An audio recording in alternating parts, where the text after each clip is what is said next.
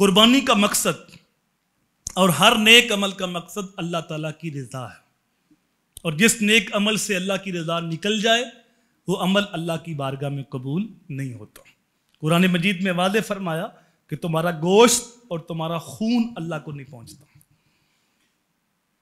خون گلیوں میں بہتا ہے، گوشت تم کھاتے ہو، تمہارے عزیز کھاتے ہیں، اور کھالیں مدارس میں چلی جاتی ہیں، اللہ کو کیا پہنچا؟ فرمایا نہ تمہارا خون پہنچتا ہے اور نہ تمہارا گوشت پہنچتا ہے، اللہ کو تمہارے دل کا تقوی پہنچتا ہے۔ قل انا صلاتی و نسکی و محیای و مماتی للہ رب العالمین۔ حبیب ارشاد فرما دو، میری نماز، میری قربانی، میرا جینا، میرا مرنا سب کچھ اللہ کے لیے۔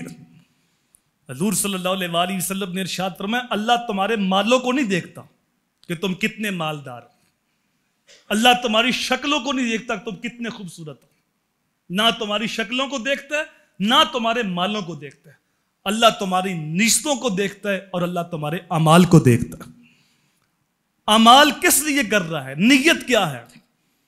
تو کوئی بھی عمل ہے مقصد اللہ کی رضا، نیک عمل سے اللہ کی رضا کا مقصد نکل جائے تو وہ عمل قیامت کو منہ پہ مار دیا جائے گا، اللہ کی بارگاہ میں قبول نہیں ہوتا۔